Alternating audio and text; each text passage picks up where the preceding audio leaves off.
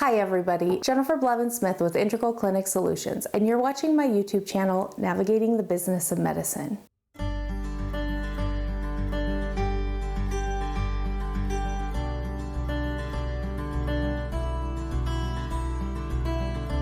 Today I want to talk about patient paperwork, specifically patient registration, HIPAA acknowledgement, and the financial policy. In this day and age, with everything being electronic and so many offices using electronic medical records, I have seen more and more with practices not having patients fill out the old school type paperwork. My concern about this is that you are not capturing the data that you'll need for the patient's information, and you're also not able to hold your staff at the front desk accountable for collecting that information.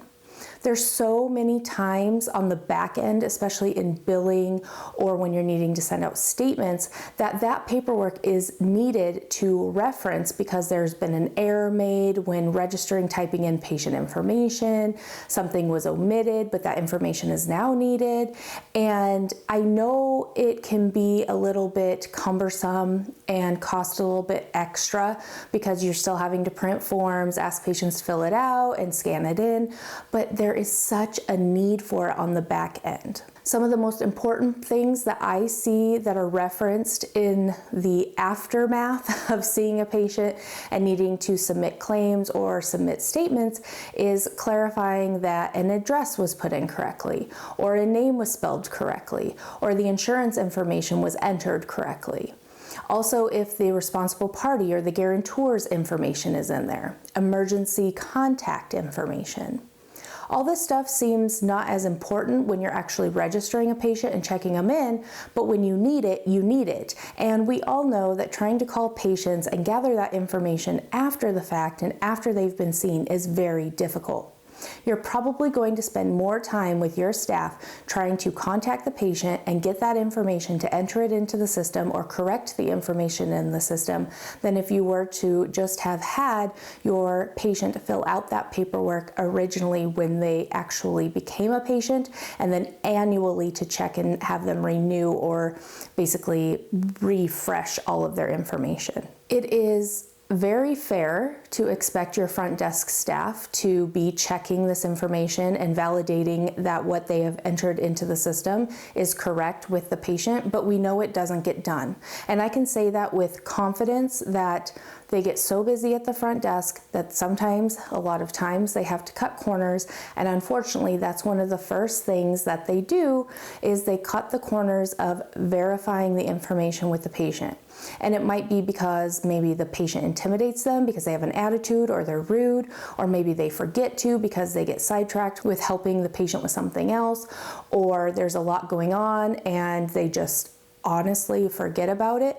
But that is like the number one thing that I find in errors that can be corrected or avoided in the beginning is just if you had patients actually fill out the paperwork of the information so that it was in their account, and if there was an error in entry into the electronic system, you can reference that and correct it. Again, this goes back to addresses, phone numbers, emergency contacts, responsible parties or the guarantor, insurance information, and you also need to make sure that you have signatures on file acknowledging your financial policy.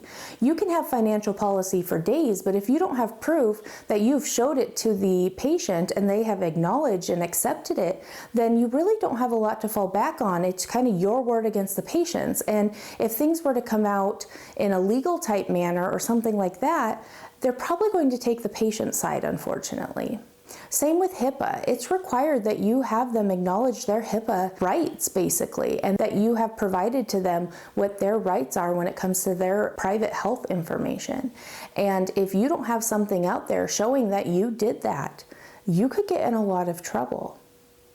There are some really cool EMRs out there that will have electronic signatures for those types of things. So maybe when they check in, they can read it electronically and sign it that way.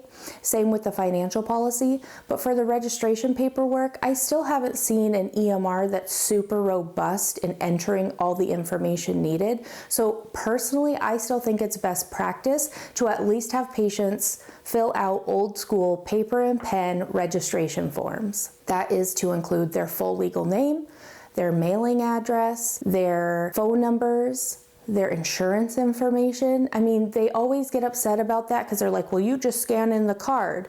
So, you know, if you have good policies and practices with your front desk where they are actually scanning in cards every time the patient's seen, or they're at least holding up that insurance card next to that information in the computer to compare it and make sure it's all the same, then you don't have to worry.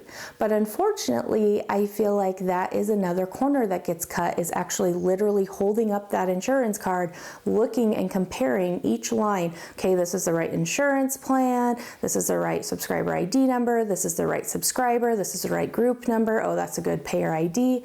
And things like that can really mess up your billing. It can really slow down things with cash flow coming into your office. And it's also a safety thing for your patients. So if I were you, I would definitely at least make sure patients are filling out old school paper and pen registration forms, at least when they become a new patient, and then once a year just to refresh, update everything. And if you can have electronic signatures through your EMR where they acknowledge electronic paperwork for your financial policy and your HIPAA policy, then that should be fine as long as you have a signature on file. But you do need to have signatures on file to be able to uphold those financial policies to the patient, and also for them to have been notified of their rights when it comes to their protected health information. So I know it's a lot of extra work for your staff having to scan in paperwork and to make sure that they're reviewing all the paperwork matches what was entered into the system. But I promise you, in the long run, it's going to help. It's going to save time. This is coming from a person who has had to scrub claims because something gets kicked back at the clearinghouse because it's not matching at the payer, or having to track down these patients because we don't have a good address and mail is getting returned, statements are getting returned, or we don't have a legal guardian or a guarantor put on file appropriately, and we can't send out statements until we have that because the patient is a minor and minors can't receive statements in the mail from medical facilities. There's so many reasons. So please take my advice, at least have patients fill out registration paperwork.